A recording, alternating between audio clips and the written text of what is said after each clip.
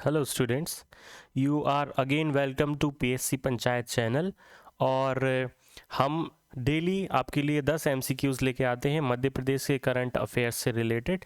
तो ये हमारा जो अगला मॉड्यूल है ये हमारा थर्ड मॉड्यूल है। आप हमारे प्रीवियस वीडियोस जाके देख सकते हैं जिसमें हमने 20 क्वेश्चंस कवर किए हुए हैं।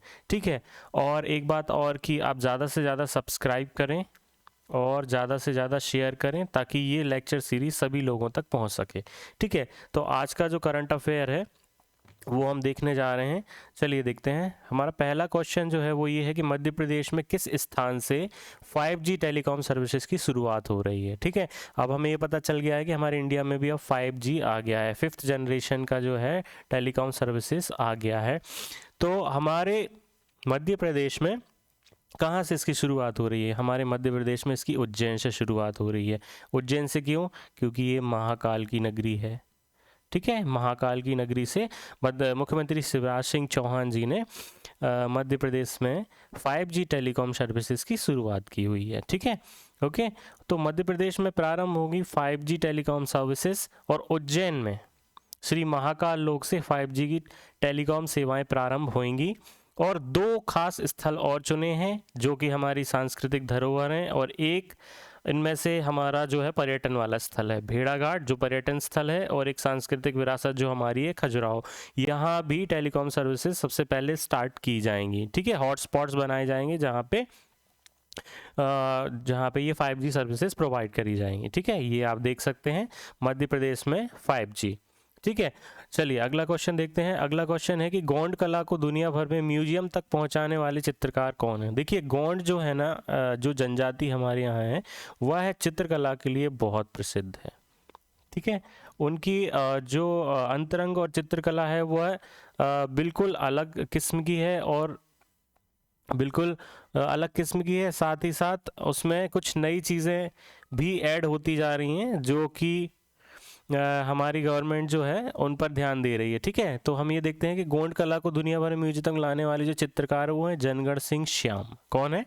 जनगढ़ सिंह श्याम। अब जनगढ़ सिंह श्याम के बारे में थोड़ा जान लेते हैं। तो जनगढ़ सिंह श्याम जो है ये खुद चित्रकार थे गोंड जाति के, और इनने चित्रकारी को, जो गोंड कला है, गोंड चित्रकारी है, उसको इस लेवल तक उसको आगे बढ़ाया कि वो आज जनगढ़ स्कूल ऑफ आर्ट के नाम से भी जाना जाता है, और वर्ल्ड के सभी म्यूजियम्स में इस आर्ट की जो है कुछ प्रतियां हैं। ठीक है, तो गोंड कला को दुनिया भर में म्यूजियम तक पहुंचाने वाले जो हैं वो कौन है? जनगढ़ सिंह श्याम। अब देखिए जनगढ़ सिंह श्याम की ये फोटो है। ठीक है, ये गोंड कला के जो है इन्होंने गोंड कला को आगे बढ़ाया हुआ है। ये चित्रकला है बेसिकली। ये क्या करते थे? पशुओं पर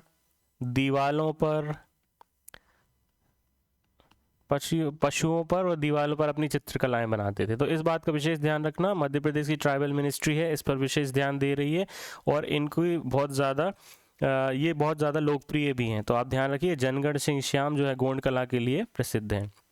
हमारा अगला क्वेश्चन है कि मध्य प्रदेश स्थापना दिवस जो हमारा जो हुआ था अभी पिछला वाला, उसमें राज्य स्तरीय पुरस्कार वितरण समारोह हुआ, और उसमें जो है जल जीवन अवार्ड है किस जिले को प्राप्त हुआ है? ठीक है, जल जीवन अवार्ड किस जिले को प्राप्त हुआ है? तो हमें इस बात का ध्यान रखना है कि जल जीवन पुरस्कार किसको मिला हुआ है?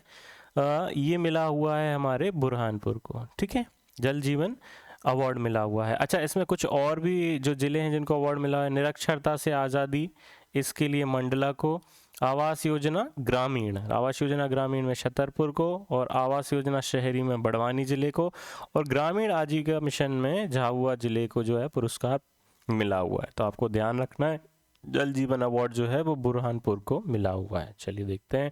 अगला क्वेश्चन है, मध्य प्रदेश में कूलो पालनपुर में नामीबिया से कितने चीते जो है प्रवास कराए गए हैं? तो हमें ये देखना है कि एग्जैक्ट नंबर याद रखना है। एक्चुअली 8 चीते अभी लाए गए हैं। 8 में से जो 2 हैं उनको बड़े बाड़े में छोड़ा गया है। ठीक है, और हमें पता है कि प्रधानमंत्री नरेंद्र मोदी स्वयं हमारे कूनो पालनपुर आए थे और उन्होंने ही रिलीज़ किया था इन चीतों को बाड़े में। ठीक है, चलिए तो इसमें कुछ विशेष फैक्ट हैं जो देख लेते हैं। नामीबिया के जो नामीबिया से लाए गए हैं, ये पहले तो ये याद होना चाहिए, भूलना नहीं है कि नामीबिया से लाए गए हैं, और कहाँ लाए गए हैं? श्योपुर के कूनो पालनपुर पार्क में। ठीक है, कितने चीते लाए गए हैं? 8 चीते लाए गए हैं। ठीक है, उस चीते आने के बाद दक्षिण अफ्रीका से चीतों को भारत लाने का सिलसिला आगे भी जारी रहेगा और कुल 80 चीते जो हैं 3 चरणों में मध्य प्रदेश में लाए जाएंगे, जिसमें से मध्य प्रदेश में कूनो, नौरादेही और गांधी सागर अभ्यारण्य में इनको छोड़ा जाएगा बारी बारी से। तो आप ध्यान रखिए, ये सारे फैक्ट याद रखिए कि 8 जो हैं चीते लाए गए हैं, नामीबिया से लाए गए हैं और श्योपुर कूलो पालनपुर में इनको छोड़ा गया है। इनमें जो थे इनकी संख्या 8 है और टोटल 80 चीते जो हैं हमें नामीबिया से भारत में लेकर आने हैं। अगला क्वेश्चन देख लें। अगला क्वेश्चन है कि संबल 2.0, संबल 2.0 योजना किससे संबंधित है? संबल 2.0 योजना जो है वो असंगठित श्रमिक है ना, अनऑर्गेनाइज्ड जो लेबर है, असंगठित श्रमिक जो हैं उनकी कल्याण के लिए उनके कल्याण के लिए ये जो है योजना है मुख्यमंत्री जन कल्याण योजना संबल 2.0। तो ये मध्य प्रदेश की योजना है, माननीय मुख्यमंत्री जी ने ये योजना चलाई है। ये श्रम विभाग मध्य प्रदेश की योजना है। ये देखिए, माननीय मुख्यमंत्री श्री शिवराज सिंह चौहान जी की पहल पर राज्य के करोड़ों असंगठित श्रमिकों को सामाजिक सुरक्षा प्रदान करने के लिए 2018 में मुख्यमंत्री जन कल्याण संबल 2.0 योजना जो है वो चलाई गई थी। इससे पहले हमको पता है कि बिजली बिल माफ़ी योजना भी आई थी, ऋण माफ़ी योजना भी आई थी, लेकिन आप इसका विशेष ध्यान रखने संबल 2.0। जैसे हमने क्या देखा था कि असंगठित क्षेत्र के जो लेबर हैं उनको जो है सोशल सिक्योरिटी नहीं मिलती। क्या नहीं मिलती है? सोशल सिक्योरिटी, जैसे पेंशन वगैरह नहीं मिलती है। वो जब तक काम करते हैं तब तक उनको पैसे मिलते हैं, इसलिए ये योजना जो है असंगठित श्रमिकों के लिए लाई गई है। ठीक है, चलिए आगे देखते हैं। अगला क्वेश्चन है कुंडेश्वर मंदिर मध्य प्रदेश के किस जिले में है? कुंडेश्वर मध्य प्रदेश के किस जिले में स्थित गांव है? एक्चुअली ये गांव है, यहाँ पे मंदिर भी है। कुंडेश्वर मध्य प्रदेश के किस जिले में स्थित गांव है? यह एक्चुअली टीकमगढ़ जिले में स्थित गांव है। यहाँ ये पर्यटन के स्थल है एक, ठीक है। और यहाँ पे टीकमगढ़ जिले का जो कुंडेश्वर है, यहाँ जमधर नदी के किनारे कुंडदेव महादेव मंदिर है। क्या है? कुंडदेव महादेव मंदिर है। अब ये क्वेश्चन क्यों मैंने इसमें रखा हुआ है? क्योंकि लोग जो है कुंडलपुर जो जैन तीर्थ है, क्या है? जैन तीर्थ है, इससे कंफ्यूज ना हो इसलिए हमने रखा है। कुंडेश्वर जो है वो कहाँ पे है? कुंडेश्वर महादेव का मंदिर है। किसका मंदिर है? महादेव भगवान का मंदिर है। तो कुंडेश्वर महादेव भगवान का मंदिर है। और कुंडलपुर जो है वो दमोह जिले में स्थित है मध्य प्रदेश के, और ये जैन तीर्थ क्षेत्र है। ठीक है, तो इस बात का ध्यान रखें, कंफ्यूज ना हो। ये देखिए, ये मंदिर बना हुआ है। ठीक है, हमारा अगला क्वेश्चन है खेलो इंडिया यूथ गेम्स जो आ रहा है मध्य प्रदेश में इस बार होना है, उसमें इसका ये कौन सा संस्करण है जो इस बार यहाँ पे मध्य प्रदेश में आयोजित होने वाला है? तो इसका आंसर है 5वां। कौन सा? 5वां संस्करण। इसकी मेजबानी कौन कर रहा है? मध्य प्रदेश कर रहा है 5वें की मेजबानी। पहला खेलो इंडिया यूथ गेम्स जो है वो हुआ था 2018 में दिल्ली में। ठीक है, तो हम कुछ फैक्ट्स इसके बारे में और देख लेंगे। मध्य प्रदेश में होने जा रहा है इस बार का खेलो इंडिया यूथ गेम्स, और मध्य प्रदेश में खेलो इंडिया यूथ गेम्स का आयोजन जो 8 जिलों में होना है। कितने जिलों में? 8 जिलों में होना है। अच्छा, इसके जो खेलो इंडिया यूथ गेम्स है, इसके तहत जो टैलेंटेड प्लेयर्स हैं, एक जो कमेटी बनती है, उस टैलेंटेड प्लेयर्स को ये क्या करती है? चूज़ करती है। उसके बाद उनको फाइनेंशियल असिस्टेंस देती है। तो 8 साल तक उनको 5 लाख रुपए का फाइनेंशियल असिस्टेंस दिया जाता है गवर्नमेंट की तरफ से।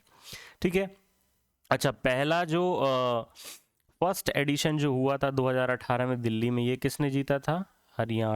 हरियाणा ने जीता था। ठीक है, और 2019 और 20 का जो एडिशन है वो महाराष्ट्र ने जीता था, और उसके बाद फिर से जो 2021 वाला है वो फिर हरियाणा ने जीता हुआ है। हरियाणा में हमने देखा कि काफ़ी हरियाणा से जो है काफ़ी क्या निकलते हैं? एथलीट्स निकलते हैं। तो पहला जो हुआ था खेलो इंडिया यूथ गेम्स वो कहाँ हुआ था? दिल्ली में, और वो किसने जीता था? हरियाणा ने। और पिछला वाला जो हुआ है वो भी हमको देखना पड़ेगा, पिछला वाला जीता है हरियाणा ने ही जीता है। ठीक है, और ये जो हुआ था कहाँ हुआ था? देखिए, 18 का जो पहला है वो हुआ था दिल्ली में, और दूसरा जो अभी जो लेटेस्ट वाला है, इससे जस्ट पहले जो हमारे मध्य प्रदेश में 5वां संस्करण है, उससे पहले वाला जो संस्करण नंबर जो 4 है वो कहाँ पे हुआ था? वो हुआ था हरियाणा में। ठीक है, हरियाणा में ही हुआ था, हरियाणा ही जीता था, और पहला दिल्ली में हुआ था, हरियाणा जीता था। और अभी हमारे मध्य प्रदेश में 8 जिलों में खेलो इंडिया यूथ गेम्स होना है। ठीक है, 5 लाख का फाइनेंशियल असिस्टेंस गवर्नमेंट की तरफ से 1000 खिलाड़ियों को, 1000 खिलाड़ियों का चयन किया जाता है एक स्पेशल कमेटी के द्वारा। तो 1000 खिलाड़ियों को हर वर्ष 5 लाख रुपए पर एनम का फाइनेंशियल असिस्टेंस दिया जाता है। ठीक है, अगला क्वेश्चन जो है ये देखिए, ये लिखा हुआ है न्यू दिल्ली में ही पहला संस्करण इसका हुआ था। ठीक है, 2018 में। ठीक है, तो अगला देखते हैं, मध्य प्रदेश के सागर जिले में जो अभी सागर गौरव दिवस मनाया गया है, सागर गौरव दिवस मनाया गया है, इसमें मुख्यमंत्री शिवराज सिंह चौहान ने शिरकत की है। ये अभी 2 दिन पहले की घटना है, सागर गौरव दिवस मनाया गया है। तो सागर जो जिला है मध्य प्रदेश का, वहाँ पे ये सागर गौरव दिवस मनाया गया है। यह किस महान व्यक्ति की पुण्यतिथि पर आयोजित किया गया है? ये जो किया गया है डॉक्टर हरि सिंह, और जिनके नाम पर वहाँ पे एक सेंट्रल यूनिवर्सिटी भी है, उनके नाम पर सागर गौरव दिवस का आयोजन किया गया है। अच्छा, इन तीन लोगों और देख लेते हैं। कमला बुआ जो है वो पहली किन्नर महापौर रही हैं हमारे मध्य प्रदेश की। ठीक है, मुकेश तिवारी जो है, जो ये फिल्मी जो है व्यक्तित्व हैं, हमने देखा हुआ है, फिल्मों में आते हैं। आशुतोष राणा जी को भी हम फिल्मों से ही जानते हैं, और आजकल हम इनको विशेषकर कविता, दिनकर जी की कविताओं से ज़रूर जानते हैं। दिनकर की कविता ये पढ़ते हैं, दिनकर जी की कविता पढ़ते हैं, उनसे इनको हम अभी ज़्यादा जान रहे हैं। ठीक है, तो सागर गौरव दिवस जो है वो डॉक्टर हरि सिंह गौर जी जो समाज सेवी थे, उनकी पुण्यतिथि पर आयोजित किया गया है। ठीक है, ये कौन थे? विधिवेत्ता थे, एक विधिवेत्ता थे, और इन्होंने क्या किया था, इन्होंने अपनी सारी संपत्ति जो है दान कर दी थी। क्या कर दी थी? दान कर दी थी, और विश्वविद्यालय की स्थापना की थी कि लोग पढ़ें। तो सीएम ने ये भी कहा है कि दार्शनिक अंदाज में, बड़े दार्शनिक अंदाज शिवराज सिंह चौहान जी ने कहा है कि सागर विश्वविद्यालय से मेरा गहरा रिश्ता रहा है, और मैं इसमें दर्शन शास्त्र का विद्यार्थी रहा हूँ। उन्होंने ये भी बोला है कि वो दर्शन शास्त्र के विद्यार्थी भी रहे हैं। ठीक है, तो अगला क्वेश्चन देखते हैं। ये देखिए, ये हैं डॉक्टर हरि सिंह गौर जी, और मध्य प्रदेश में सागर ज़िले में ये इनके नाम पर सेंट्रल यूनिवर्सिटी है, और शिवराज सिंह चौहान जी ने शिरकत की थी। बड़े रंगारंग कार्यक्रम भी हुए थे। ठीक है, अगला क्वेश्चन देखते हैं। अगला क्वेश्चन है, हनुवंतिया जल महोत्सव 2.0 कहाँ पर आयोजित हुआ है? ठीक है, हनुवंतिया जल महोत्सव हर साल आयोजित होता है, और ये कहाँ आयोजित होता था? खंडवा में। बिल्कुल ध्यान रखना है आपको, ये बहुत इंपॉर्टेंट है। पहले भी व्यापम इस पे क्वेश्चन पूछ चुका है। हनुवंतिया जल महोत्सव 2.0, हनुवंतिया जल महोत्सव खंडवा में होता है।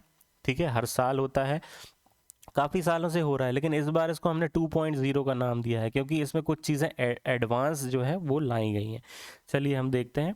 हनुवंतिया जल महोत्सव मुख्यमंत्री शिवराज सिंह चौहान ने कहा है कि 28 नवंबर से होगा, और इसमें इस बार विशेष इसलिए है क्योंकि फ्लाइंग इन्फ्लेटेबल बोट, मतलब उड़ने वाली जो हवा से भरी हुई जो बोट्स हैं उनका इस्तेमाल किया जाएगा, और वेलनेस पर ज़्यादा ध्यान दिया जाएगा, इसलिए थोड़ा सा ये एडवांस है।